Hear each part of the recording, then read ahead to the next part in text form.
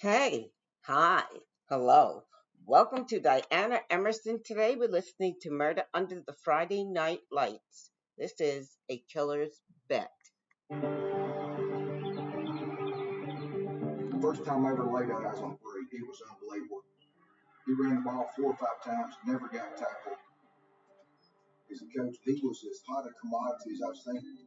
Oh man, to have Bree as a coach, he wanted us to go live your dreams out. And when he went missing, it was a real big shock to the community.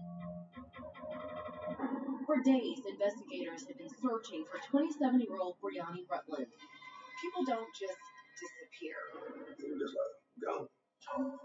Nobody that knows Bree would want to hurt Bree. Everybody loves Bree.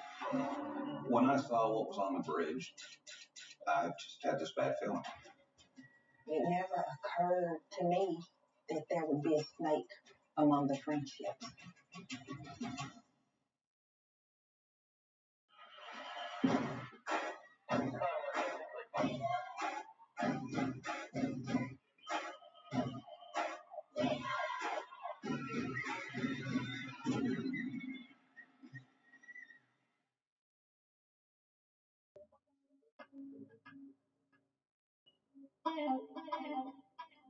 Tuscaloosa is a close-knit community. Almost everybody in Tuscaloosa went to school at Dexter. And Friday night football was everything in Tuscaloosa. The whole community pretty much shut down on Friday night. There's nothing going on, and everybody's at the ball game. Nothing amounts to what it feels like to play in front of your hometown high school. And just the energy the community gave you, the fans gave you, I mean, it's crazy.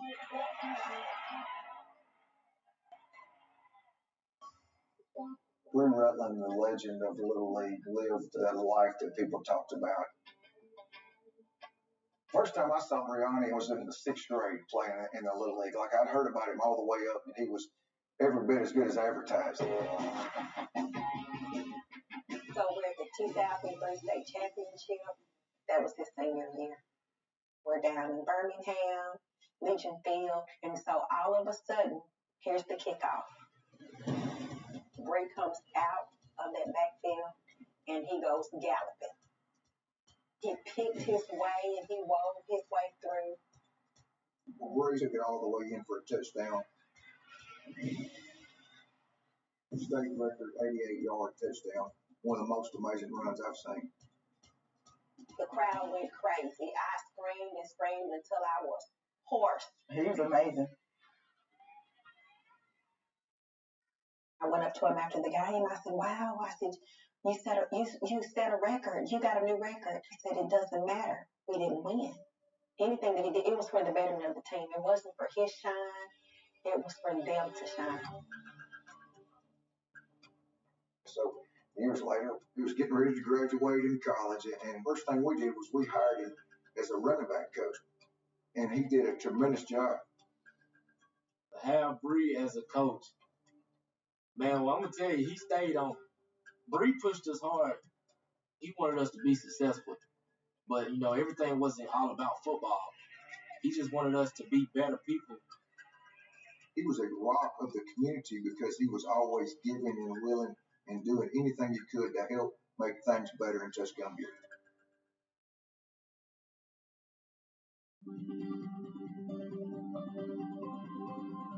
The day his son Jalen was born, I'll never forget, Bree looked at him and he busted out crying. And I said, "Why are you crying?" And he said, "I got a son." Yeah, this is him. Yeah. This is Bree and his son.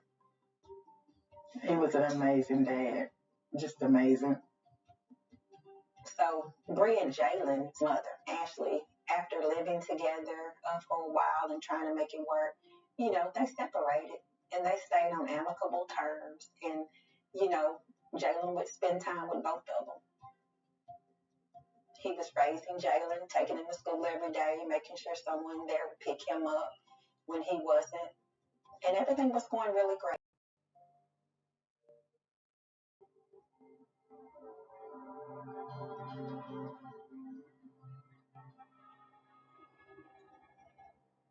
Tuesday morning, November 26th, Brianna came by school. We spent a lot of time looking at what's coming up down the road, and we're getting ready to leave. And he said, I got to go pick up some things and do a few things. I got practice this afternoon. So that was really our last conversation right there as he headed out. I got a call that afternoon asking if I'd seen Bree or heard from him. He had come to practice. I immediately started calling coaches to find out if anybody had seen him, anybody had talked to him. Once we realized we couldn't find him, I knew something had gone bad wrong.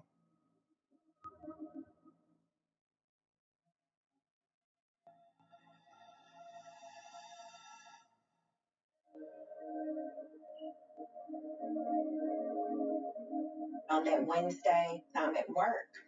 I work in critical care, and I was in my patient's room, and his family member said, I'm sorry, your brother's missing.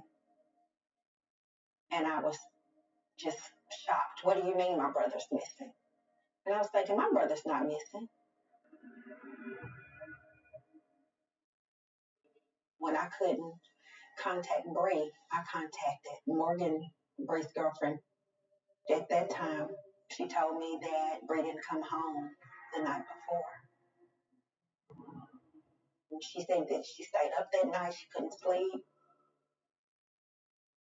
I spoke to his son Jalen's mother, Ashley, that day also. When she had to make arrangements for Jalen to be picked up, she didn't think it was because Bree had been missing. She just thought it was something Bree forgot Jalen, something like that. You just know something's wrong, but you don't know what it is.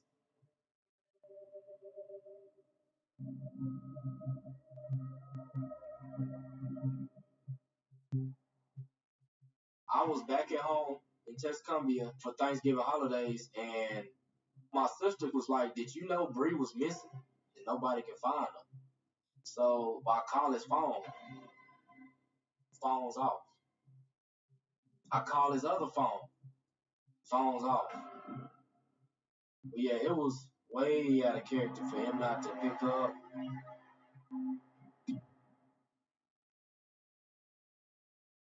Here in Alabama, the biggest rivalry is the Alabama-Auburn football game. And that was coming up the week Bree went missing. The rumor was Bree had left for the Alabama-Auburn game early. He had a guy down there that he was mentoring, Dion. And so they just said he's probably down there with Dion. There was people thinking, well, maybe he's down there, lost his phone, he's tailgating, getting ready for the Iron Bowl. But I didn't really think that Brianna would do that. No, he wouldn't have left. If he hadn't went anywhere, he would have let us know. There were so many different reports going on. It was hard to know what was real, what was not real. All I knew is I was holding out hope that I was going to see Brianna again.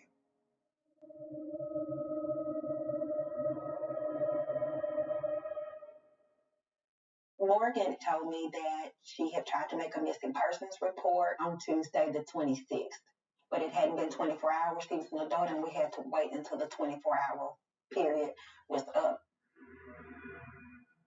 So on that Wednesday at the 24-hour mark, my sister and I go to the Tuscumbia Police Department, and we make a missing persons report.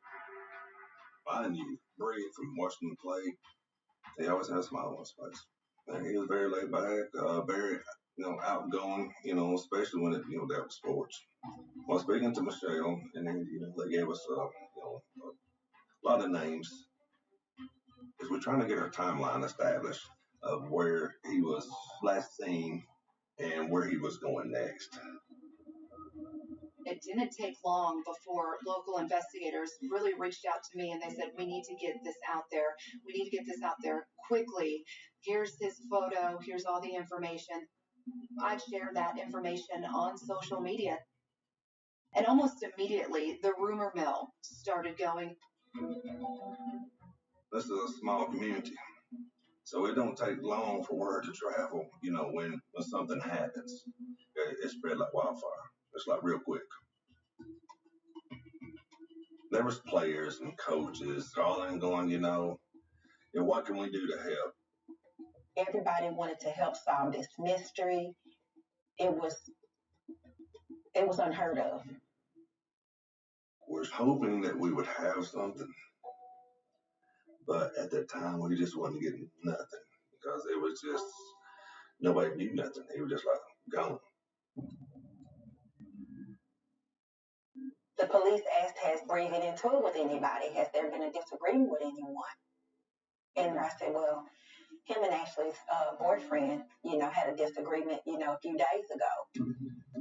Ashley's boyfriend was saying he was raising Bree's child. Then my brother said, I have my child every day. You're not raising my son now. You're not going to say that. And so that was just a few days before. So that was kind of right now was, okay, who is this?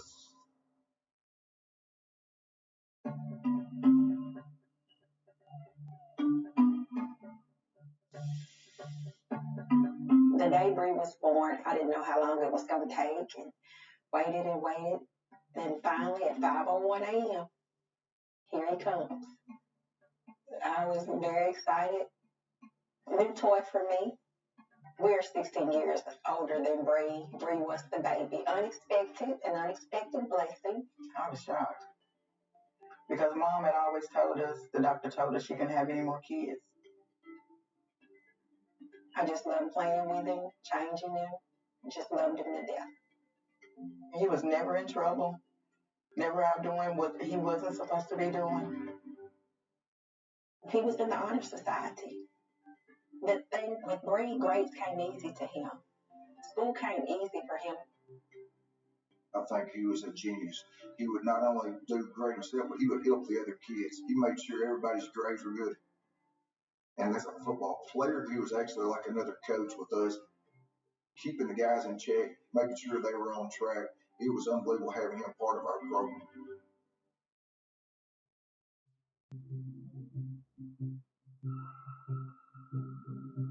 Bree and Ashley's boyfriend had a disagreement. The boyfriend was saying he was raising Bree's child, and Bree was like, you're not raising my son. It was disturbing. It wasn't anything physical, but that was the first thing I thought of because that's the only person that Bree had crosswords with.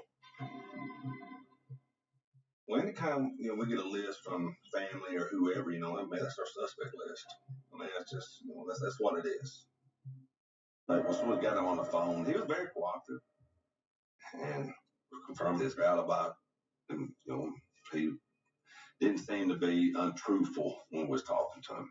So we was able to alleviate him from being anything to do with Bree being missing. The chief said, is there anything else going on in Bree's life? Michelle and India, they brought up that Bree had him and his guys he grew up with, they all kind of they would place bets on the college and programs. We brought up, Bree was supposed to be collecting money, from the football, games. Bree and his friends, they would do small bets, just amongst friends.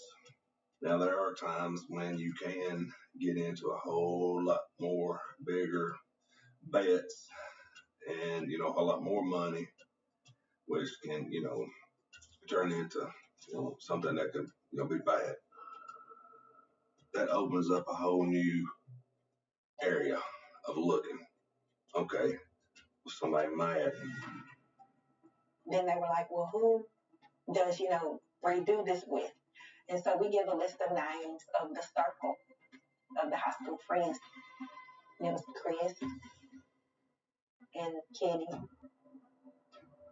I've been here for so long, I know who they are. It's because it is a small town.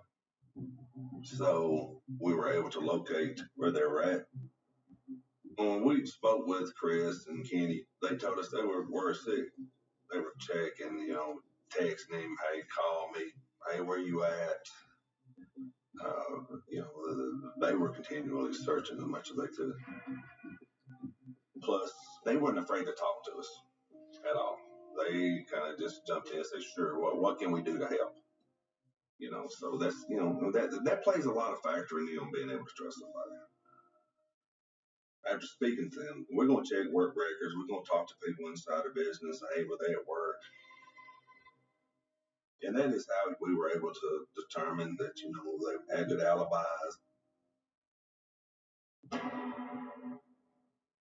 So it came out on social media that he and his friends bet on football.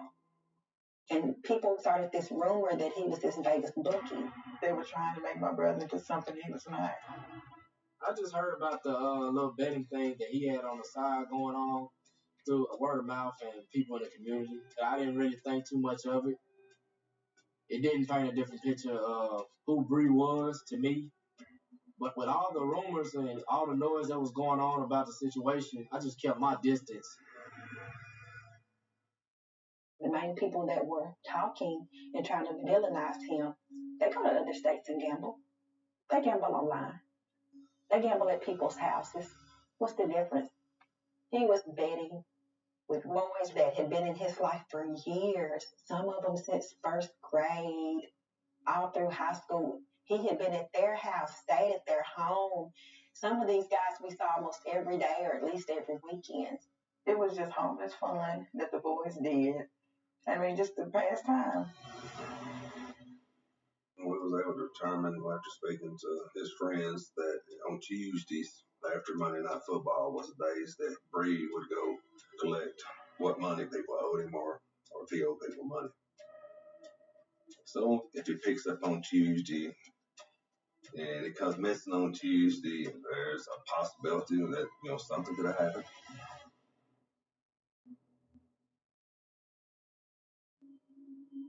It was the week of Thanksgiving, just a normal work day. We were just kind of finishing up loose ends of paperwork. We had received the bolo from Tuscumbia Police Department on Brianna Rutland in the afternoon of the 27th. Morgan Presley, Brianna Rutland's girlfriend, called our dispatch and asked for some officers to come out to where she was. Bree's girlfriend posted on social media, "Don't call Bree's phone. The battery's almost dead. I'm tracking the phone." She had used Find Your iPhone app, and she had came to the area where it was saying the phones were. She didn't know why he would have been over there all the way across the river from Tuscumbia. So she had asked officers to come out there and help her look for him. The officers were checking the whole area, and one of the locations that they did check was with, in the storm drain. So the officer slid the concrete back on the storm drain and found the wallet and the 2 cell phones belonging to Bree. We are frantically still looking for him, and now we got his phones and wallet in a ditch. I think everybody's like scratching their heads. They don't have the phones to get over there.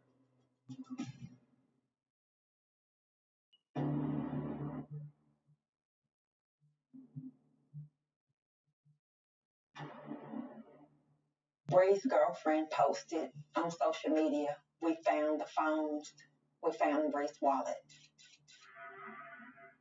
I just knew something was wrong then. It was hard to take in. I just couldn't believe it.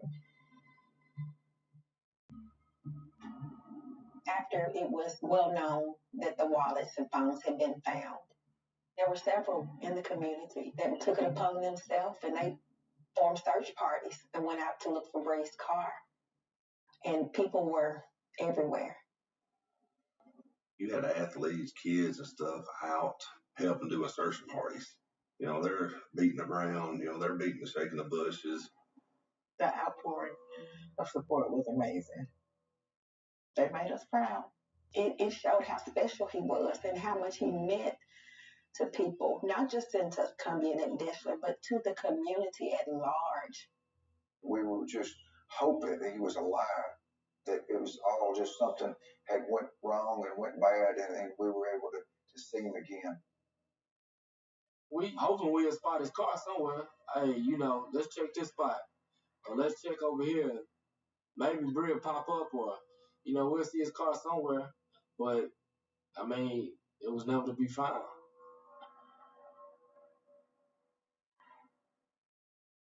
When we work a case, especially a missing person, we're always trying to find that last person. Sam Morgan, she was able to get into the phone. She was able to say, okay, look, here's a call to, Kenny Henry, here's a call to Chris Willingham. But then there was one name that she called out, and we had not heard of that name yet, and that was Jeremy Williams. I had my partner start trying to reach out to Jeremy Williams, and we was trying to get him to come in and talk to us that night. And he said he had something to do with, I think it was some kind of Thanksgiving family gathering, and couldn't make it into, maybe the next day. I mean, it's Thanksgiving, people are traveling. But once that clock starts rolling, we're hoping to get all this in, as quick as we can.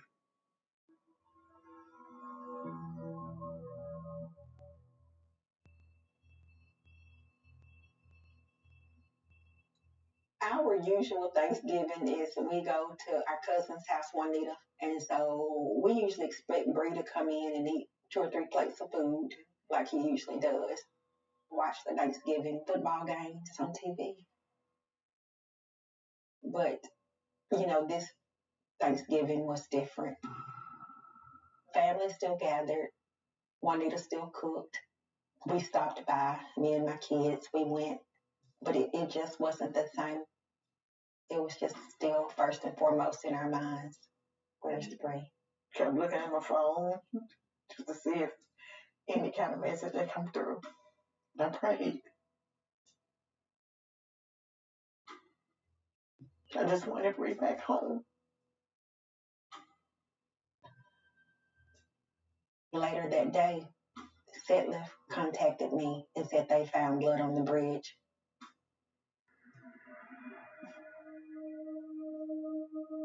I was celebrating Thanksgiving with my family when I received a call from our shift captain and told me that some citizens had found what they believed to be blood on the old railroad bridge. On my way, I called Detective Sutliff. Told him I wasn't trying to be premature, but knowing now that Bree had been missing for several days, deep in my gut, I just had this bad feeling. Our fear was, okay, if there's blood over there, there's a good possibility that this might be him. When I got to the railroad bridge, I don't know, approximately 30 to 50 yards down the bridge was a large pool of what was blood on the flooring and on the rails. Looking at the amount of blood we had, we knew that there were some significant injuries. It had gotten late. We finally decided it was best to shut down for the night and come back in the daylight hours. And I was en route back to my police department to secure the evidence that we had collected. Detective Sutliff called me and advised me that Bree's car was found. Bree's car wasn't anything flashy. It wasn't anything that really would have stood out in normal traffic. If you were driving by and saw a car parked there, it wouldn't catch your eye. But what set his car apart from other vehicles was that specific license plate.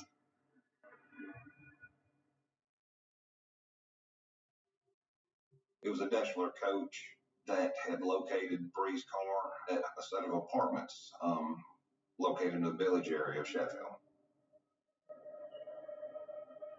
Thanksgiving night, Coach Pounders got in the car with his wife, and they said, we're just going to take a drive and try and locate his car. And when he saw that tag, he knew that, in fact, was Brianni's car, and so he called Sheffield Police immediately. The car was sitting in front of the apartment complex, and it was odd. It was sitting right there in the open.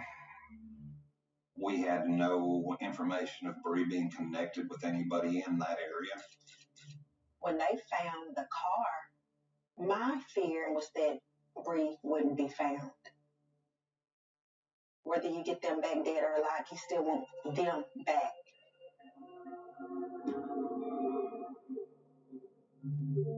The next morning, of course, with the sun up, I was able to see more clearly in the wood railing. There was gouge marks, and on the railing was two big spots of what you could tell was a concrete dust.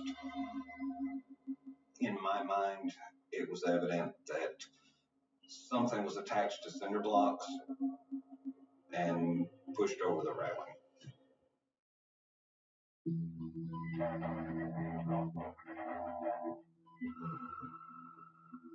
Got a call, something was going on at the rail bridge, and so called a guy that had a boat, and he took us down to the water. I'm in the boat, and I can see all the stuff going on over by the bridge. We started experiencing a lot of onlookers. Media had gotten word that we had something going on, so we had all the local media channels. I was taking as many photos as I could get, as much video as I could get, so I could cover the update when I got information from investigators. I remember going up to the bluff and talking with law enforcement and Bree's friends. It was hard for everyone. They're fearing the worst case scenario. The representative from Culver EMA relayed to us that his boat crew had observed with their cameras a body. They then contacted Florence Police Department and requested their dive team. They arrived on scene where they were able to identify a body that appeared to be attached with chains to cinder blocks. We see the diver come up, and we see him have a rope that was tied on to something, and he's pulling up. I could just feel the sickness in my stomach that it was going to be Bree that they pulled up out of there. When the body finally came to the surface, Detective Sutcliffe looked around and said, "Yes, that's Bree."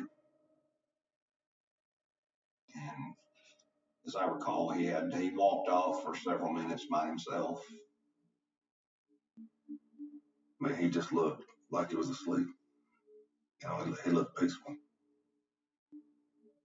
It's just like, I can't believe it happened. I mean, why would somebody want to do that to Bree? Who in their right mind, or who would be evil enough to do that? I knew that the students are going to be struggling with this. Coaches are going to be struggling with this, family, because he's never going to walk on this football field again.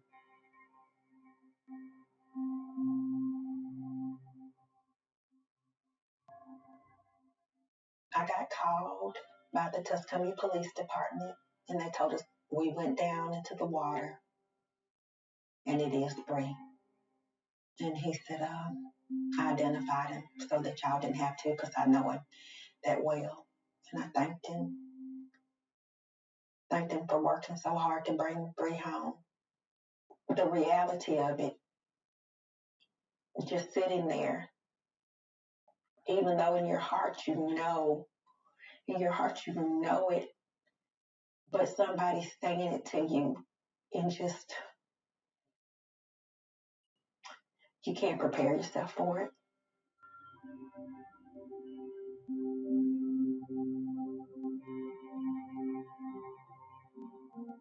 When you say Tuscany, you think of Bree. He was a big piece of the community, and when he passed, man, it was a lot of people hurt. A lot of people hurt. The National program took a major blow. It was just the worst ending to a wonderful life that had shined for so many, had made such a difference, and didn't get to see it out. Now the big question was, who hurt Bree? Who killed Bree?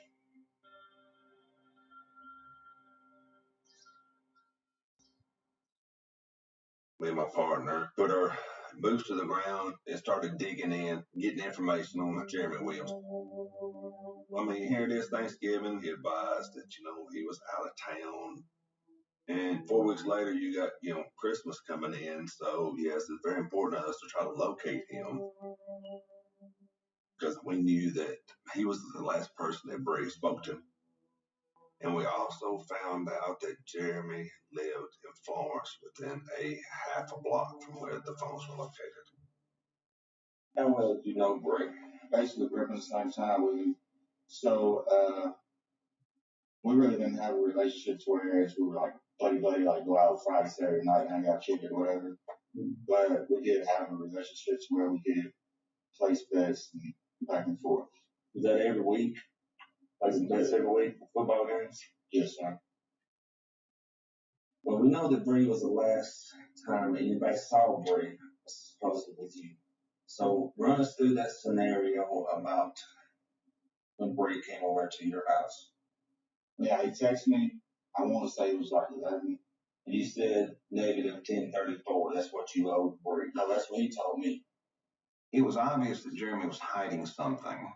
He was extremely nervous. Bree's cell phone was in his pocket. They were located within a block of the house. That's right. So, how do you think we look? It don't look. Well, it doesn't look good on me. No, it doesn't. But I have nothing to do with that. I don't. My gut feeling there was more to his story than letting us know. So that kind of led us into, hey, do you mind if, you give us consent to search, your house? I'd been in contact with Florence and just kind of advising them, say, hey, we need you to go where, if you don't mind, go sit on the house and secure it until we get there. We then proceeded to load Jeremy up into a car and take us on a consent search. We had just entered Florence when we received a phone call from one of the Florence officers requesting that we stop wherever we were at and wait. That they had found some pretty suspicious things around the outside of the apartment.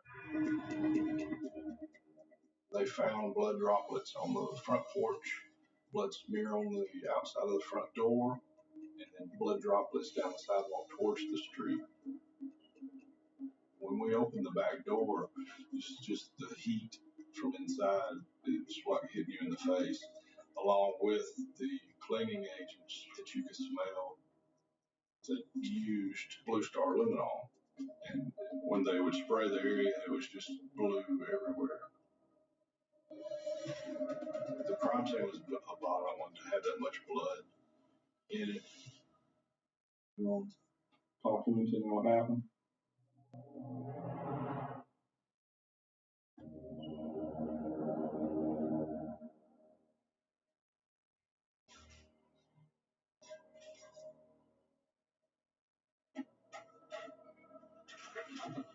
All right.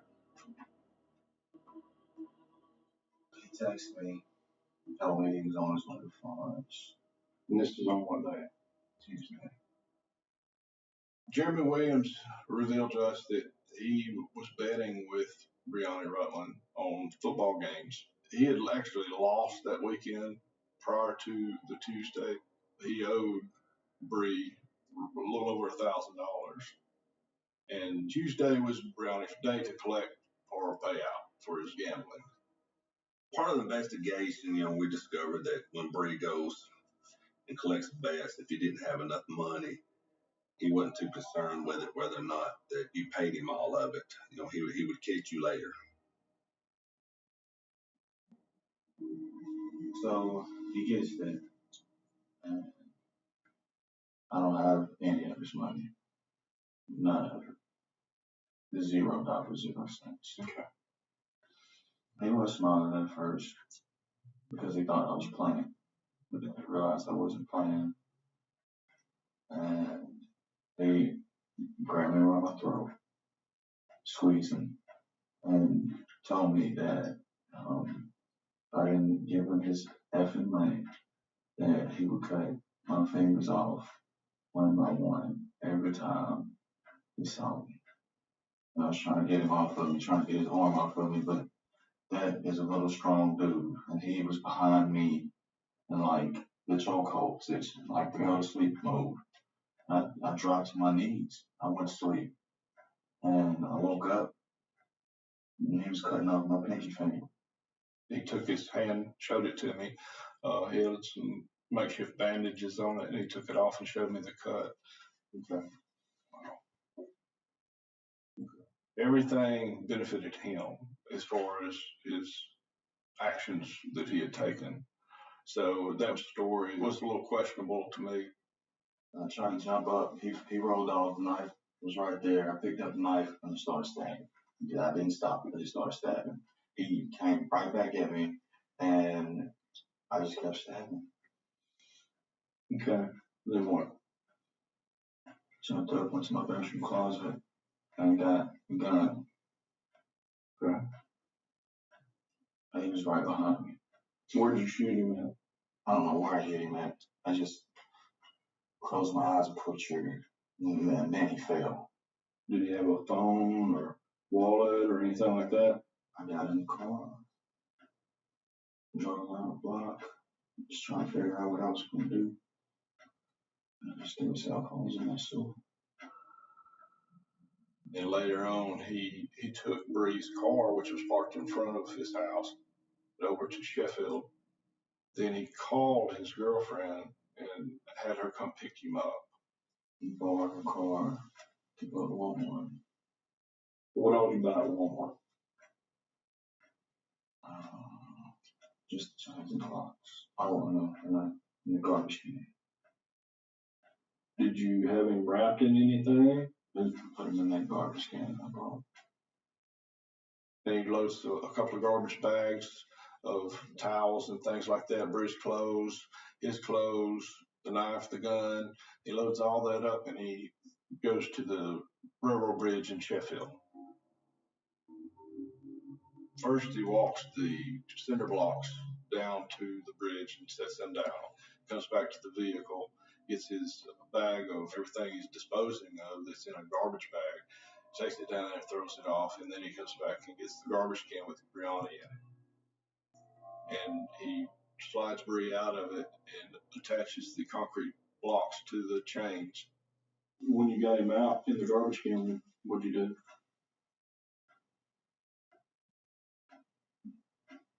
Put him in the river.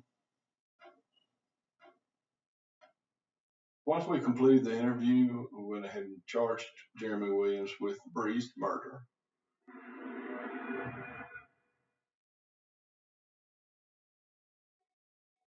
Usually, I'm all geared up for the Alabama-Auburn football game. But just knowing that they were going to be performing the autopsy on Bree that day, the game was in the background. My mind was just on what happened to Bree. In the autopsy, the medical examiner, she was able to determine that Bree had been stabbed over 70 times. His throat had been cut, his jugular had been stabbed, his spinal cord had been severed in 2 different locations in the neck, and then he had been shot once in the eye. That revealed to us that was just complete overkill. It was just rage on Jeremy Williams' part. Didn't coincide with self-defense at all. Jeremy claims that Bree chased him into the bedroom when he was retrieving his gun, and that's when he shot him. But Bree's spinal cord was severed prior to that, so there's no way that he was able to even stand up, much less run. I mean, I had nothing to say about it. You know, I mean, to me, it's not even worth saying nothing about it. I mean, how can you be that way, you know, to somebody that you grew up with and you're supposed to be a friend with? When they first brought up Jeremy's name, I was like, no, I hadn't seen Jeremy in years. I've always known him as like a weakling. Bree was fit. He was in shape. That's why I thought there's no way.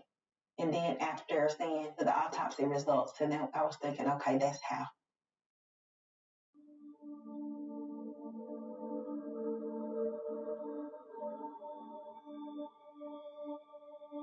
I could not believe how many people had turned out.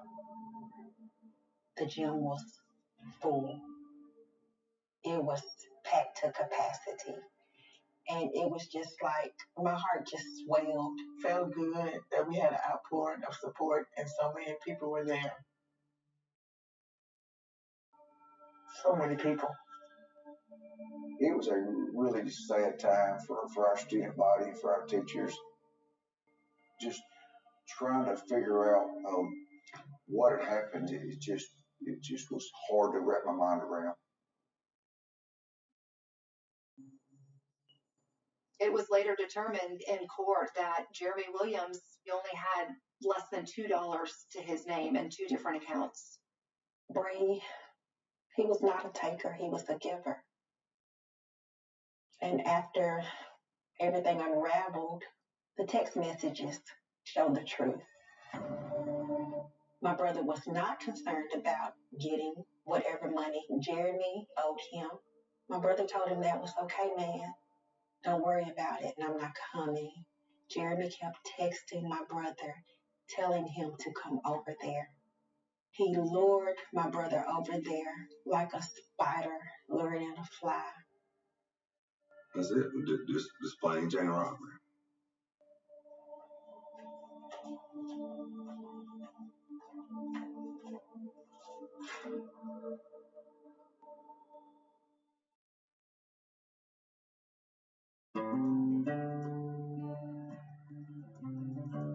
Since Bree's death, Daisler High created an award, the Bree Rutland Award, that goes to a student that makes the biggest impact, not only athletically, but in the community, going out of their way to do good things. And that is what Bree Rutland is all about.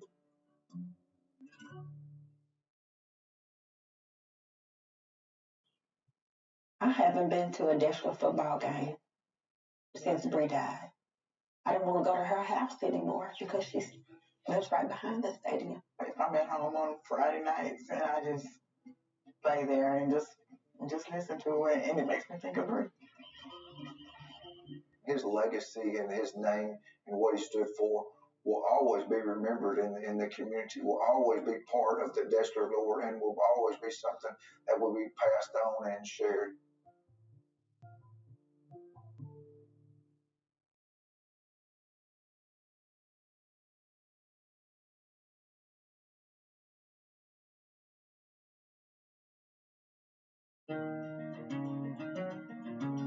Our Kansas City is the typical small Kansas town. People use that, well, we're a close-knit community, everyone knows everyone. It is true, though. You see it on Friday nights. You have your football family, your dance families, your cheer families. I mean, it's like everyone has a family and a group unit to belong to. Jody was probably one of the most involved girls ever. When she performed her halftime dance line shows, she was always right in the middle of them, giving it heck. And without even trying, she always stole the show. 2 leads in the disappearance of teen Jody Sanderhall. I can remember the police walking up to the front porch. That's when it hit me. Something was wrong. Police from all over the state were coming into our Kansas City. People knew something terrible had happened. I never imagined that something this evil could happen in a town like ours.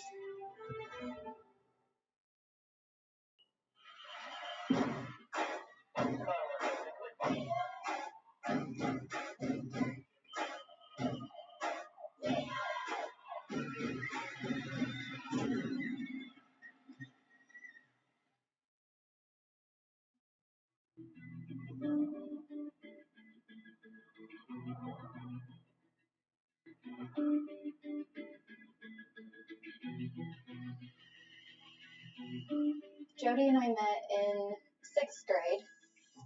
She was my best friend. We joined high school dance line together, and from that moment on, we were pretty inseparable. The Purple Paws was our high school dance team, which we performed at the halftimes of football games. There were 4 of us girls who made it our freshman year and became very close. It was just a sisterhood almost. We did everything together, but we also fought like sisters. Jody was made captain our junior year. She was the most reasonable, down-to-earth, and least dramatic out of all the high school girls her age. Jody just glided around the stage like an angel does. She just had such balance and grace.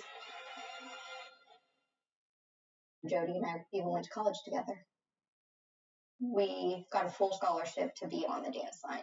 So we got to go to school, and that was our sport. The Tigerettes did sidelines and halftimes at the football games when we did local events around town if they needed any kind of entertainment.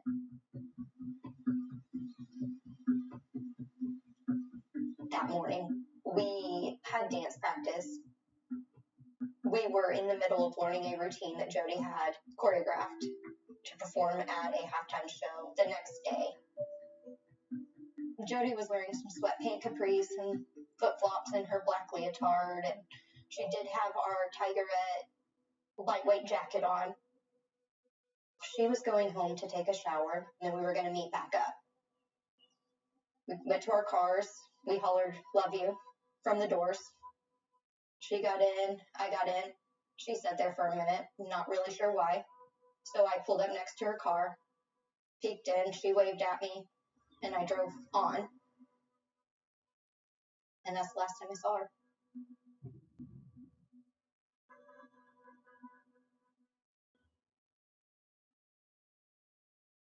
In January 2007, Jody was a freshman in college, but still lived at home with us. Jody and I were very close, and we spoke to each other all the time, and she always let us know where she was going to be. I called the house to talk to her, and she never answered the phone, and she never called me back. So I started calling around. Cindy called and said, "Let me talk to my daughter." And I said, "I'm not with your daughter." And that was a little odd that Cindy didn't know where she was. Cindy always knew where Jody was. It wasn't normal for Jody to go do anything without letting Cindy know. I called my daughter, Jennifer, because she was at her house very pregnant. And I asked her to call her sister because I knew Jody would want to talk to Jennifer, see how she was doing. I was living in Kansas City. I was 2 days overdue, pregnant with my daughter. My mom called me and said that she could not get a hold of Jody. And so I was like, "Don't worry about it. I'll give her a call." She didn't answer. I called again, and she still didn't answer. Well, Cindy called me, and she said, "Well, we can't find Jody." The minute I heard that, I knew something was wrong. Jody's very scheduled, very prepared, and so right then you just kind of got chills thinking, what in the world's going on? So I went ahead and left work early. And when I got home, her car wasn't there. The mail was not on the bar like it usually was. And so that means she had never made it inside the house.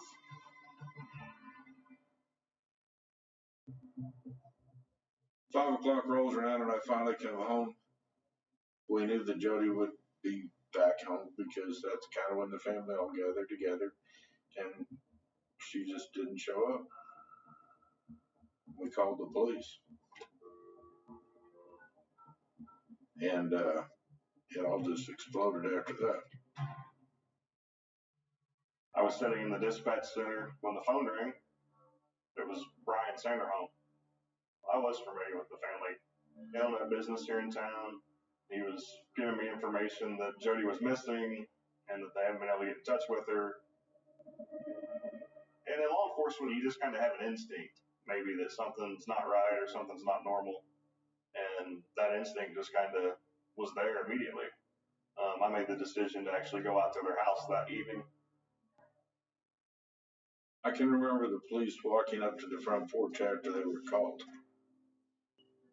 And at that moment, I think that's when it hit me worse, that I knew something was wrong. Before that, I was hoping Jody was going to walk in the door.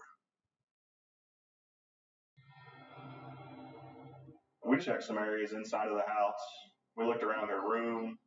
All her clothing was there. Her bags were there. Her curling iron was still there. According to Mom, she was just going to go home and take a shower. I do remember specifically the shower was dry. She even mentioned the puff that she uses was dry. I mean, there was thousands of thoughts running through my head. You know, was there an accident? She ran out of gas somewhere. We started getting information out as soon as we could to other officers, surrounding agencies. So maybe she had an accident somewhere out in the county. We could see police going all over the place, and people going all around to different farmhouses and stuff. It was just a massive search going on. I actually had a few friends driving around to the local watering holes, hearing what the rumors were that were going on around town. And then my friends were calling me, and then I was calling my mom. So I heard that Jody's car was going east of town. I'm very, very familiar with the town because of the business I'm in. I'm a locksmith. I'm in everybody's house. I'm in all kinds of businesses, and I know all kinds of alleys and secret ways to get into places and things like that. And so I was trying to utilize that knowledge and try to see if I could help maybe find her. I went to several people's houses, talked to her friends, even at the high school. Because a lot of times friends will talk, you know, like, oh, don't tell my mom or don't tell my dad, but this is what I'm doing. I mean, you play all kinds of scenarios in your head, and you're just trying to think of, you know, the best possible outcome.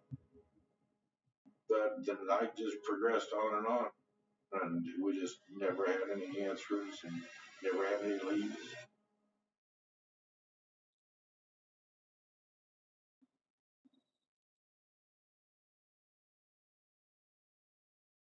When I was visiting with Brian and Cindy, they did indicate that she had a boyfriend whose name was Colby, and that he was currently away in Texas. Colby and Jody had been together since middle school, and they were literally Ken and Barbie. They were adorable. They had gone to every homecoming dance and prom together. Jody and Colby were in love in my estimation. They were talking about marriage. They were a great couple. He had planned on proposing to her on their 5-year anniversary in May. At that time, her boyfriend was currently out of state. That was kind of a presumption that she had traveled down there to surprise him or trying to meet up with him or whatever. The police officers wanted to make sure, you know, that she hadn't packed a suitcase. Asking if she decided to go see Colby or something. So we just looked around and made sure nothing was missing, and there was nothing missing except for her in the car. The police officers asked if I thought he was honest and trustworthy and didn't do anything to harm her himself or anything. Was there a jealousy thing going on?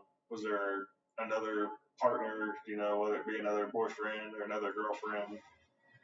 That was very important that we visit with him pretty quick. I did speak to him on the telephone, trying to gather more information, and he indicated that Jody wasn't with him. Investigators are trained to not only listen to what's being said, but also to watch body language. And you can tell a lot of times, you know, someone's being deceitful or trying to make up stories. And so the arrangement was made for him to come and visit with us in person. We were just looking for any and all information, how small it might be or how big it might be. And I was hoping that the boyfriend would be truthful.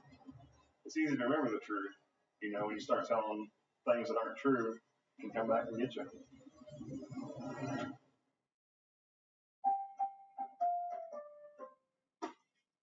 That was pretty good. You want me to play one more? If you can. Jody was pretty well a dream child to have around the house. She's my only helper this year. Because her and her mom got along so well, and they were like best friends. They really were. Jody was my youngest child. She was a dancer like me, and what is really fun is the girl that I used to dance with became her dance instructor, Terry Schrader at Art City Dance. We were duet partners. Jody was very talented, good grades, valedictorian. She was just a kind, loving person. She cared.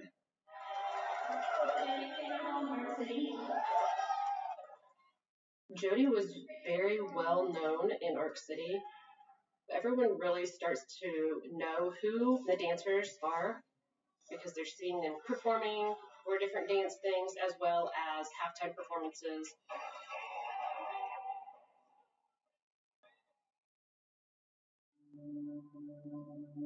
When Jody's boyfriend, Parachute, was missing, he hopped in his car and started driving back home to Arc City. I think his initial and best intention was to get back to town and just be fully cooperative. He didn't have anything to hide. He was probably just like most of us. I mean, just all kinds of different things going through his head. He was ultimately cleared, and it was confirmed that he wasn't even in the area at the time.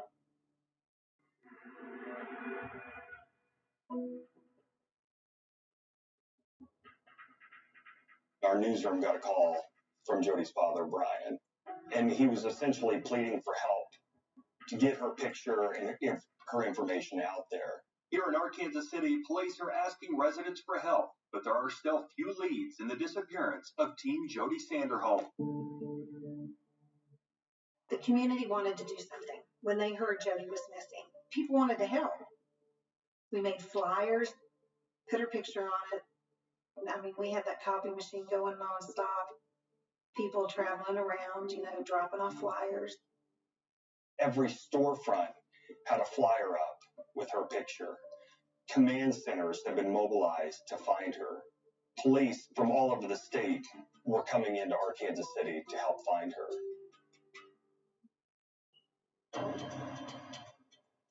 There were tips coming in almost nonstop.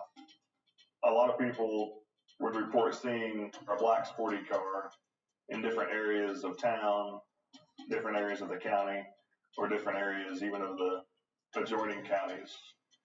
Some things are true, some things aren't, but you have to look into everything to rule it out.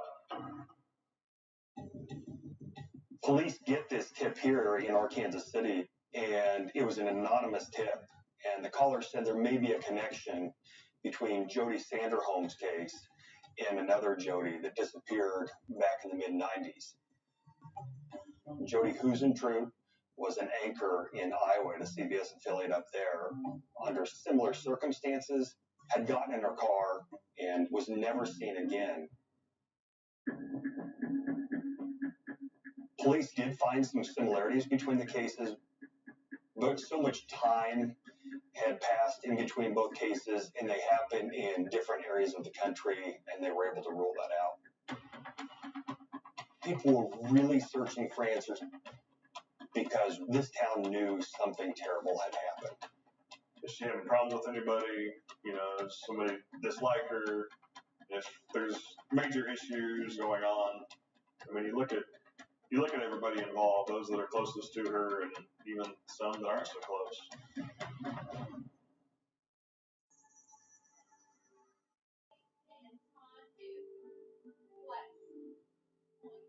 Well, when Jody danced, she was just magical.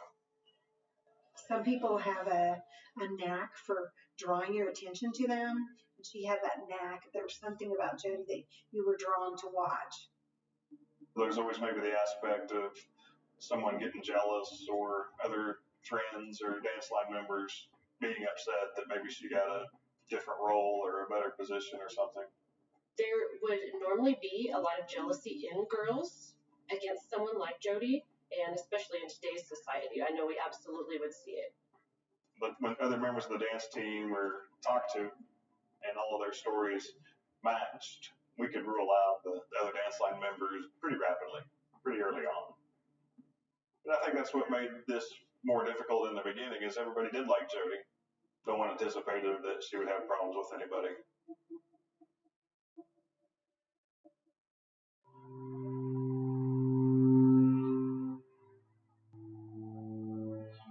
Earlier in the week, when I was leaving work, I noticed a car drive by, extremely slow. It was a Cadillac, and it was light colored. I couldn't see who was in the car. I could see an outline, though. I proceeded to get in my car. As I got to where I was exiting the parking lot, I noticed that they had almost completely stopped in the road and let me pull out in front of them. and I thought that was odd. I proceeded to drive home. I made more turns than necessary, went down more roads than necessary because I wanted to see if they were following me. And they turned every which way that I did.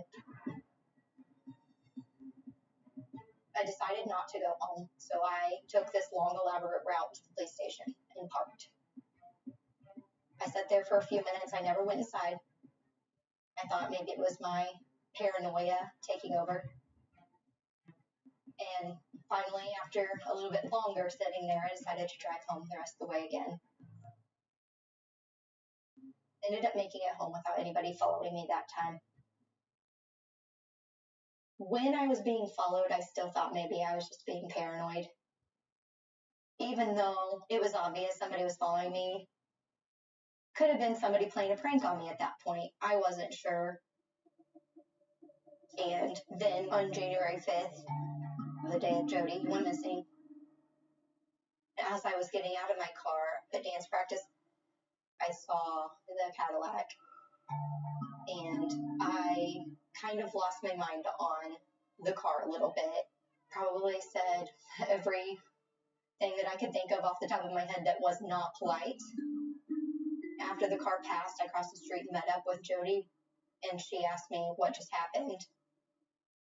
I didn't put two and two together until after Jody's disappearance. Jody and I are always together. If he's seen me, he's seen her. Because if you've seen one of us, you've seen the other one. That's when I think it started to hit me like, okay, maybe I need to call the police.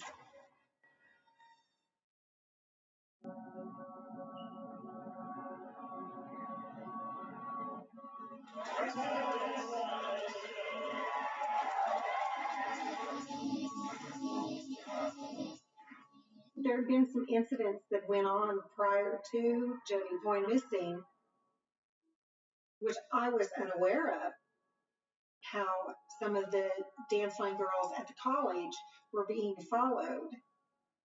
Lori told investigating officers that a male subject was seen around the college on numerous occasions before. It was reported by other dance line members that they'd also seen a male subject. Was Jody singled out specifically, or was it just the opportunity? This is in 07, before everyone had a doorbell camera or surveillance video was on every corner of every business, but there was some video in this case. The college has surveillance video of Jody coming and going from the college for practice that day. The Ark City Police Department viewed that video footage and was able to kind of track the vehicle in question all over the campus on that morning. The vehicle is a light blue Cadillac, one of those vehicles kind of hard to miss. And the gentleman that was described and driving the blue Cadillac in the area of the college, his name was Justin Thurber. Investigators actually went and visited with him and was able to gather information from him. On the day that Jody went missing, Justin indicated to investigators that he was with his friends out east of town by the state lake in the Call Wildlife area.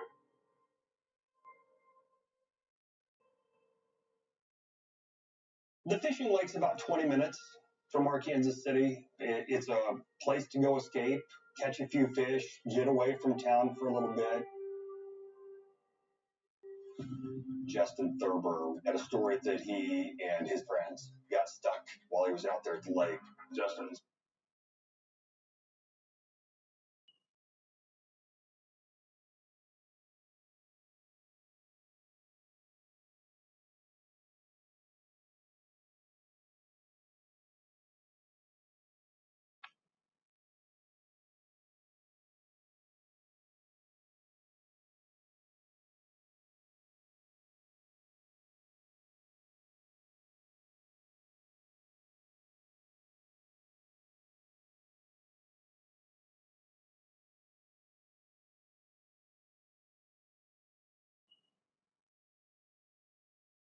and stated that they'd gotten into a fight, so he decided to walk home.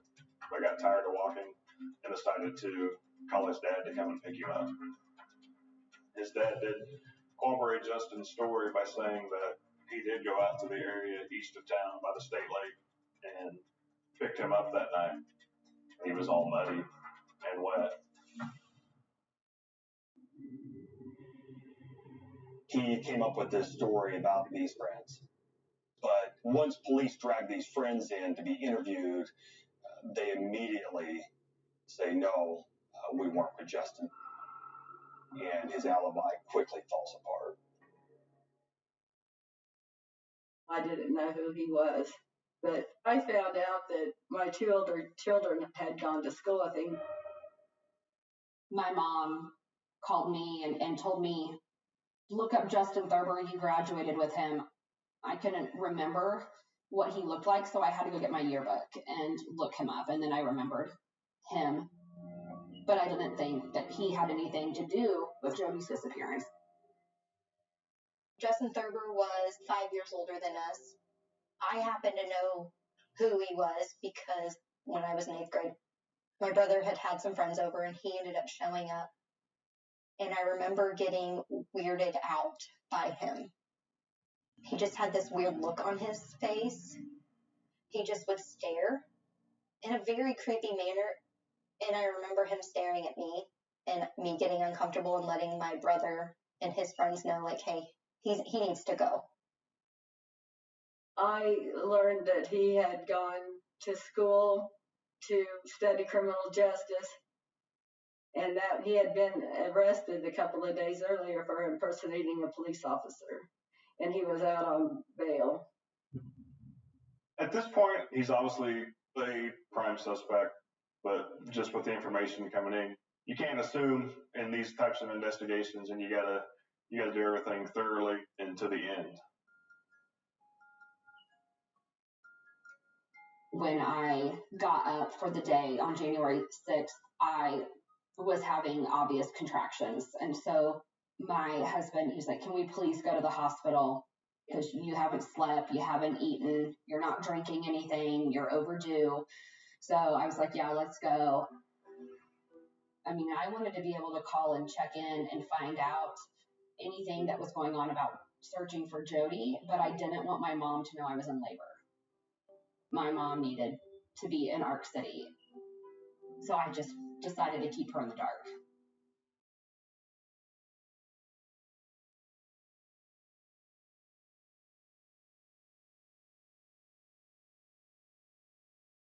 We got a report of a black sporty vehicle that matched the description of Jody's car.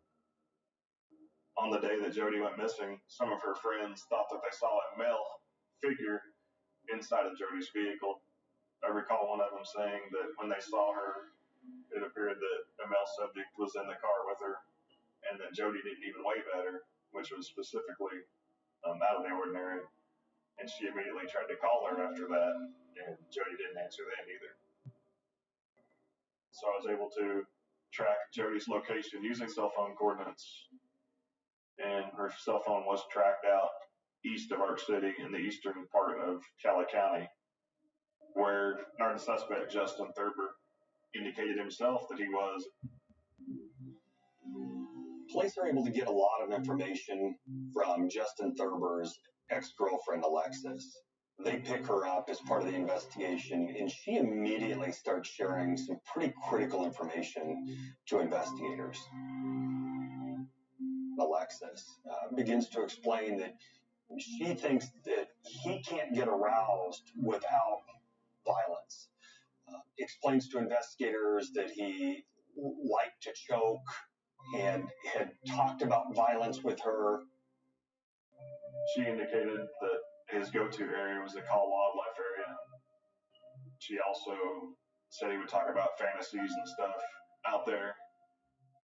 That's basically when the focus switched to 100% the State Lake area and the Call Wildlife area.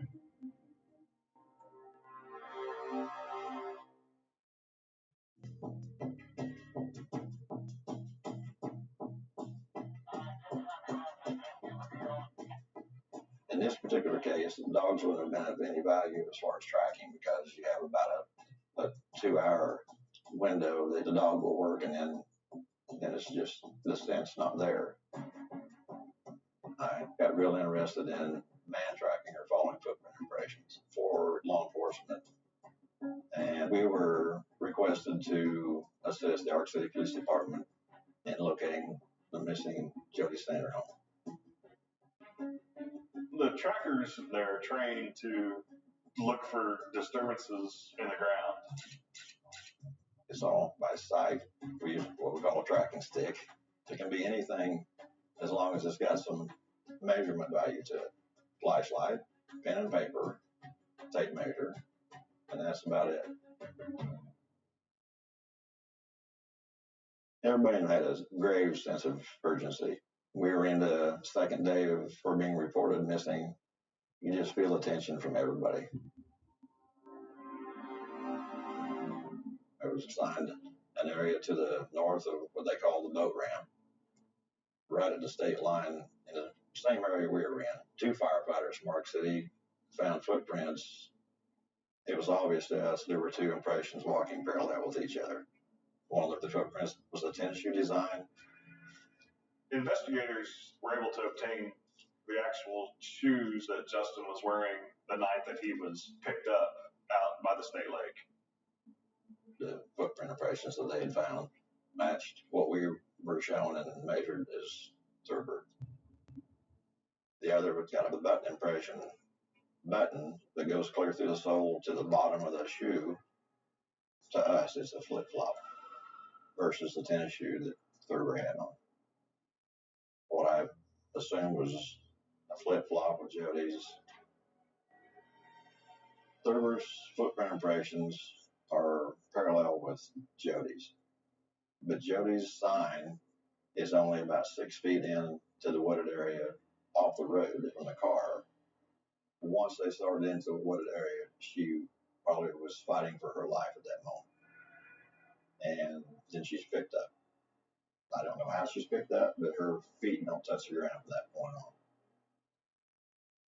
We never see her footprints again.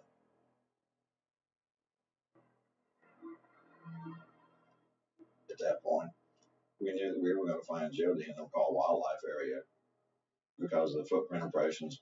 It was like someone was looking for a place to hide something or somebody.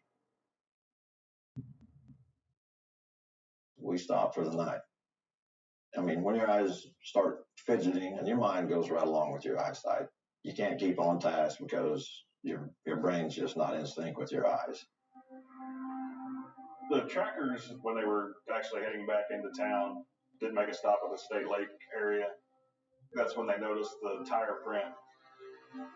So when we got to the parking area at the bathrooms, there's a dirty tire impression that comes up over the sidewalk and then back off the sidewalk, like somebody purposely pulled in there. That's what told me that we needed to check both bathrooms. Instinct or just curiosity of a tracker, I looked into the bottom of the toilets in the women's, didn't see anything. Went to the men's, and that's when I found Sanderholm's mail stacked up in the bottom of the toilet. And I went to the second toilet and saw some other items. There were items in the toilet, including Jody's dance line jacket. Her wallet was found. I still was holding on to hope that she was just in a car wreck somewhere. What if she's, knocked out? We've got to find her and get her to the doctor. And then on January 8th, my mom called me and told me that they had found my sister's clothes in the toilet at the fishing lake. And at that point, I remember asking my mom, so Jody's naked out there somewhere? It's January, it's cold. And my mom said, no, Jen, she's not alive. And at that point, it finally clicked to me. The minute I found out that they found her dance line jacket and her mail in the toilet, I knew she was gone. And I just needed them to find her.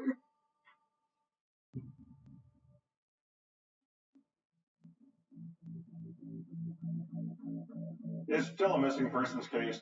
Obviously, we're exhausting all resources we can to try to find her. But with some footprints that were found, tire prints that were found at the state lake, is when things really start falling together. The tire impression, there's traction disturbance from a car, like you're just gonna turn real quick, and then it went right straight into the lake, right down the boat ramp and right into the lake. So that was the indication that put everybody onto Jody's car being in the lake. Investigators identified a vehicle with their sonar system. The diver went into the water and did identify the car as the black Dodge Stratus that Jody was known to drive, and it was her car. The vehicle was eventually pulled out of the water, and Jody wasn't in the car. Where is Jody? That was the question everybody had.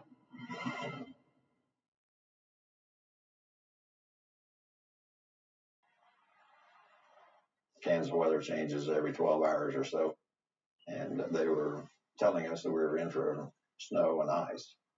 So there was serious urgency to find Jody. We're looking for disturbed areas, and it got pretty obvious this wooded area had been purposely piled or moved, and that's when one of the tractors saw a hand and arm sticking out of the brush pile. He couldn't speak. He said, I've found her. And then that was it. We would have found her, but we found her a lot quicker with her arm out like that. It's like, here I am. This is what I'm leaving so that you can find me. I was in total shock. I just was hurting so bad. It was very heart-wrenching. Even after they found her body, some part of me believed that it wasn't true. I had a newborn child that I had to take care of, and my mind could not process the good and the bad that were happening at the exact same time in my life. I experienced one of the most amazing, beautiful things you can experience in the worst day of my life within minutes of each other. And so I really don't think I was able to even comprehend that my sister was really dead. The autopsy shows that not only did she likely die from blunt force trauma, but that she was tortured and raped. And to know that she died that way makes this case that much more horrific. When I found out how she was murdered, I was still in shock and disbelief. I don't think you see it for what it is at that point. You're just like, this can't really have happened. This isn't real life.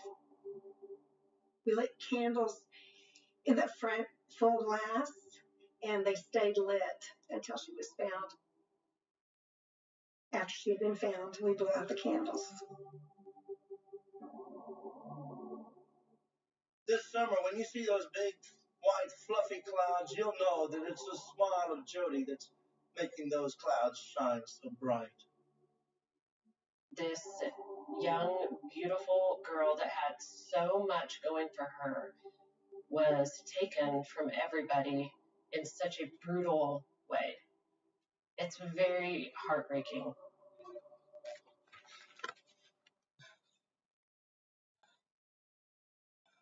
The trackers and all the people that were involved, they walked us through it step by step to where we know everything that happened and what sequence it happened. We spent quite a bit of time right across the street from Sandra home residence.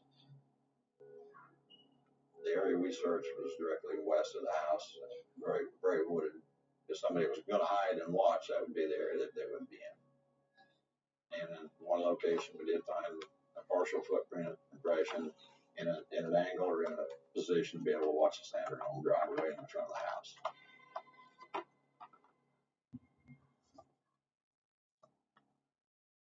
They showed us where he was in our yard. They showed us where he was out at the lake. They could follow every footprint that he made. I feel like I was there. As far as we know, he killed her out in the Call Wildlife area and then took the car to the state lake. And that's where he drove it off into the water. We did a tape lift off of the driver's seat of Jody's vehicle. And there was a single hair that was actually pulled. That hair, through DNA testing, was identified to belong to Justin Thurber. They were able to identify skin belonging to Justin Thurber under Jody's fingernails. Obviously, she was doing what she could to try to defend herself. The police have enough evidence to pick Justin Thurber up, and he's arrested as he's walking out of a bingo game with his mom and sister. We found out at the trial that Justin had actually started watching me back when I was 13 years old. He only lived about 4 blocks from us, and he started walking over to our house and would watch me and my sister swimming in the backyard. And when I was 17, I worked at Blockbuster, and one of his friends testified at the trial that Justin would sit in the parking lot of Blockbuster and watch me work. And I had no idea. Justin Thurber had been stalking multiple women in the Arkansas City community. And when he was picked up, other young women said, "Oh yeah, he has stalked me." I had heard from a couple other dance girls that he had followed, but this was after the fact. Jody had no clue until I had told her about it that Friday. I'm still angry. I'm angry at Thurber. I'm angry at Thurber's parents. I'm angry at everybody that had anything to do with him through his life that didn't take care of his problems.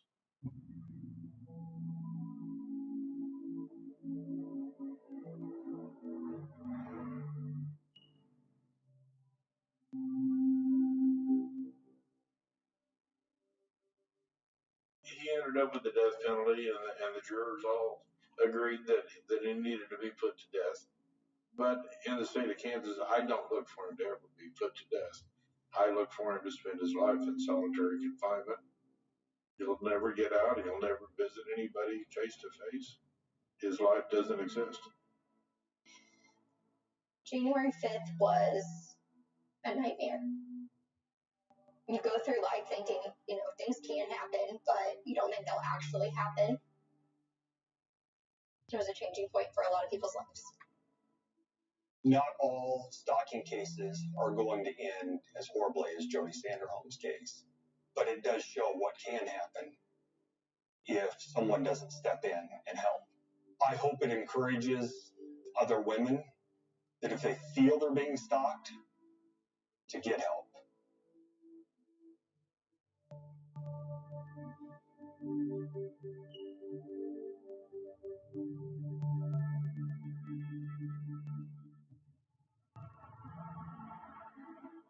Jody's law now gives power to police that if someone's being stalked, if they have incidents reported where they feel they're being stalked, police can step in before something happens like what happened to Jody.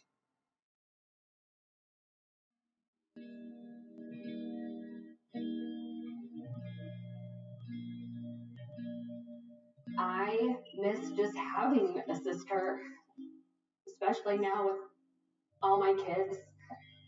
I just think all the time about what an amazing aunt she would be. I miss Jody's friendship, her love, her support, her kindness. She was just a really good kid. Every parent's dream. Jody, from middle school on, we always tried to sit and have dinner together. We had a TV set in the kitchen, and I sat on the end of the table, and Jody sat here, and the TV was on the other side of her. And as everybody was always watching the TV, and Jody be eating and carrying on, I found myself looking in Jody's eyes all the time. just in amazement of who she was. That's a good memory.